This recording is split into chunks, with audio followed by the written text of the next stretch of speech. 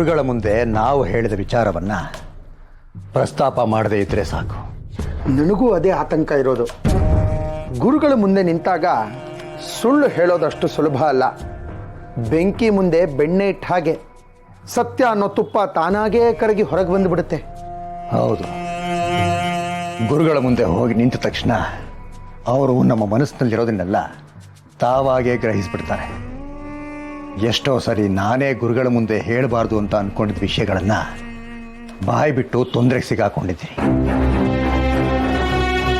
ವಾಸುದೇವಾಚಾರ್ಯರಿಗೆ ಆ ರೀತಿ ಆಗದೇ ಇದ್ರೆ ಸಾಕು.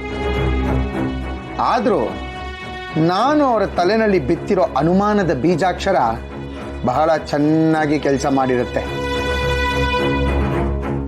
ಇಂಥ ವಿಷಯಗಳಲ್ಲಿ ನೀನು ನಿಪುಣನಲ್ಲವೇ? ರಕ್ತದಲ್ಲೇ ಬಂದಿದೆ ಗೋವಿಂದಾಚಾರ್ಯರೇ. ಹೇಳಿ ಕೇಳಿ ನಿಮ್ಮ ಗರಡಿಯಲ್ಲಿ ಬೇರೆ ಪಳಗಿರೋದು. ಇಷ್ಟು ಇಲ್ಲ ಅಂದ್ರೆ ಹೇಗೆ ಹೇಳಿ? ವಾಸುದೇವಾಚಾರ್ಯರೇ,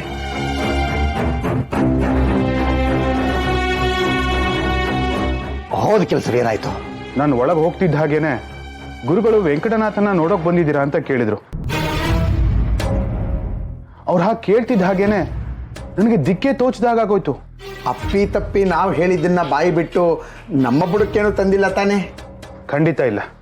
ನಿಮ್ಮ ವಿಷಯನ ಅಲ್ಲಿ ಪ್ರಸ್ತಾಪನೆ ಮಾಡಿಲ್ಲ.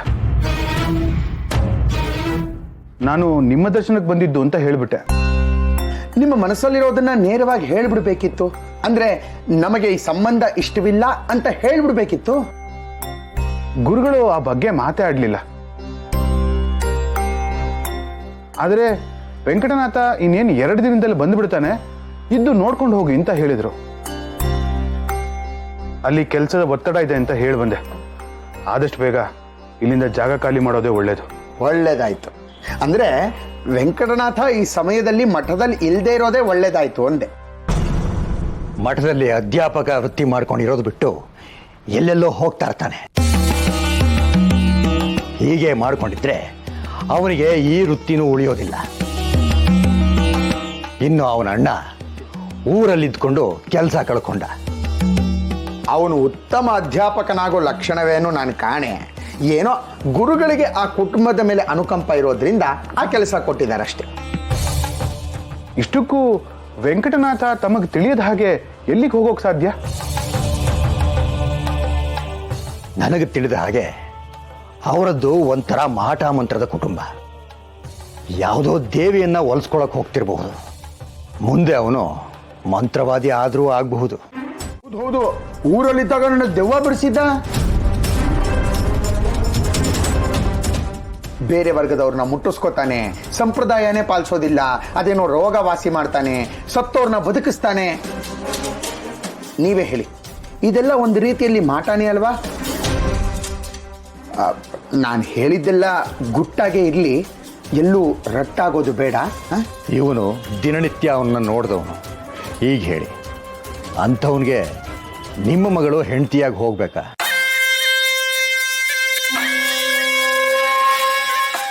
ಈ ವಿಷಯವು ಗುಟ್ಟಾಗೇ ಇರಲಿ. ಅವರ ಕುಟುಂಬದ ಬಗ್ಗೆ ನೀವು ಕೇಳಿರೋ ಯಾವುದೇ ವಿಷಯ ಸತ್ಯ ಅಲ್ಲ. ಅವನ ಕುಟುಂಬದ ಹಿನ್ನೆಲೆ ನೋಡಿ ಅವನಿಗೆ ಯಾರು ಹೆಣ್ಣು ಕೊಡೋಕ್ಕೆ ಮುಂದೆ ಬರ್ತಾ ಇರಲಿಲ್ಲ. ಹಾಗಾಗಿ ಗುರುಗಳು ನಿಮ್ಮ ಹಿಂದೆ ಬಿದ್ದಿದ್ದಾರೆ.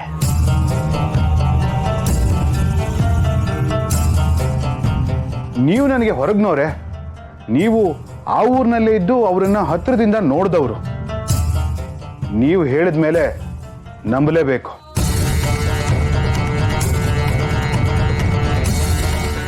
ನೋಡಿ ವಾಸುದೇವಾಚಾರ್ಯರೇ, ನಾನು 2 ಹೆಣ್ಣು ಮಕ್ಕಳ ತಂದೆ.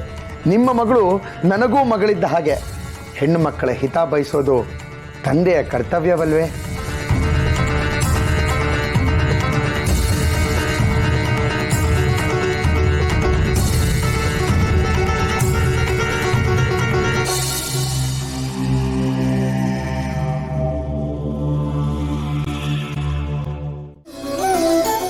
ಕೇಳಿದ್ಯಾ ಆಕೆ ಮಾತನ್ನ? ನೀನ್ ಹೊಡೆದಾಗ ನೋ ತಾಳ್ಲಾರ್ದೆ ತಪ್ಪಿಸ್ಕೊಂಡು ಓಡ್ದವಳು ನೀನು ಬಿದ್ದೆ ಅಂದ ಕೂಡ್ಲೆ ತನ್ನ ಸೀರೆ ಸೆರಗನ್ನ ಹರಿದು ನಿನ್ನ ಕೈ ಕಟ್ಟಿದಾಳೆ. ಆಗ್ಲೇ ನಿನಗೆ ಅರಿವಾಗ್ಬೇಕಾಗಿತ್ತು. ಆದರೆ ಅವಳು ಕಾರುಣ್ಯನು ನಿನ್ ಕಣ್ತಿರಿಸ್ಲಿಲ್ಲ. ಮತ್ತೆ ಹೊಡೆಯೋಕ್ ಮುಂದಾದೆ. ಈಗ್ಲೂ ಸಹ ಈಕೆ ನಿನ್ನ ಪರವಾಗಿ ನನ್ನ ತಡೀತಾ ಇದ್ದಾಳೆ. ಇದರರ್ಥ ಏನ್ ಗೊತ್ತಾ? ಈ ಕರುಣಾಮೂರ್ತಿ ನಿನ್ನ ಪತ್ನಿಯಾಗಿ ಸಿಕ್ಕಿರೋದು ನಿನ್ನ 7 ಜನ್ಮದ ಪುಣ್ಯ ಅಂತ. ಇಂಥ ಮಹಾತಾಯಿ ಮೇಲೆ ಕೈ ಮಾಡೋಕೆ ನಿನಗೆ ಮನ್ಸಾದ್ರೂ ಹೇಗ್ ಬಂತಯ್ಯ? ಸತಿ ಅಂದ್ರೆ ಏನ್ ಗೊತ್ತಾ ನಿನ್ಗೆ? ಒಬ್ಬ ಪುರುಷನ ಜೀವನದಲ್ಲಿ ಅವನ ತಂದೆ ತಾಯಿ ಅವನ್ನ ಎಷ್ಟೇ ಪ್ರೀತಿಸಿದ್ರೂ ಒಂದು ಹಂತದ ತನಕ ಮಾತ್ರ ಇರ್ತಾರೆ. ಬೇರೆ ಬೇರೆ ಮಕ್ಕಳ ಜೊತೆ ಅವ್ರ ಪ್ರೀತಿ ಹಂಚ್ ಹೋಗುತ್ತೆ. ನಂತರ ಕಾಲವಾಗ್ತಾರೆ. ಅಣ್ಣ ತಮ್ಮಂದ್ರು ಒಂದು ಹಂತದ ತನಕ ಮಾತ್ರ ಜೊತೆಲಿರ್ತಾರೆ. ಆಮೇಲೆ ತಮ್ಮ ಹೆಂಡತಿ ಮಕ್ಕಳು ಅಂತ ಸಂಸಾರದಲ್ಲಿ ಮುಳುಗು ಹೋಗ್ತಾರೆ. ನಮ್ಮ ಮಕ್ಕಳಾದ್ರೂ ಅಷ್ಟೇ. ಗಂಡು ಮಕ್ಕಳು ಅವ್ರ ಹೆಂಡತಿ ಉದ್ಯೋಗ ಅಂತ ನಮ್ಮನ್ನ ಮರೆತು ಬಿಡ್ತಾರೆ. ಇನ್ನು ಹೆಣ್ಣು ಮಕ್ಕಳು ಮದುವೆ ಆಗೋವರೆಗೂ ಮಾತ್ರ ನಮ್ಮ ಜೊತೆ ಇರ್ತಾರೆ. ನಂತರ ಅವ್ರ ಸಂಸಾರದಲ್ಲೇ ಮುಳುಗು ಹೋಗ್ತಾರೆ. ಆದ್ರೆ ಪತ್ನಿ ಅನ್ನೋಳು ಮಾತ್ರ ಕೊನೆ ಉಸಿರಿರೋವರೆಗೂ ನಮ್ಮ ಜೊತೆ ಇರ್ತಾಳೆ. ಅತ್ತೆ ಮಾವನ ಕಿರುಕುಳ ಸಹಿಸ್ಕೊಳ್ತಾ, ಅತ್ತೆಗೆ ನಾದಿನಿಯರ ಕಿರಿಕಿರಿ ಅನುಭವಿಸ್ತಾ, ಮಕ್ಕಳ ಜವಾಬ್ದಾರಿ ನಿಭಾಯಿಸ್ತಾ, ಸೂರ್ಯೋದಯಕ್ಕಿಂತ ಮುಂಚೆ ಎದ್ದವಳು ಸೂರ್ಯ ಮಲಗಿ ನಿದ್ರಿಸ್ತಾ ಇದ್ರು ತಾನು ಎಚ್ಚರವಾಗಿದ್ದು ಮನೆ ಕೆಲಸದಲ್ಲಿ ದಣಿದಿದ್ರು ಕೊನೆಗೆ ತನ್ನ ಗಂಡನಿಗೆ ಬೇಸರವಾಗಬಾರ್ದು ಅಂತ ಅವನ ಸೇವೆಗೆ ಸಿದ್ಧಳಾಗ್ತಾಳೆ.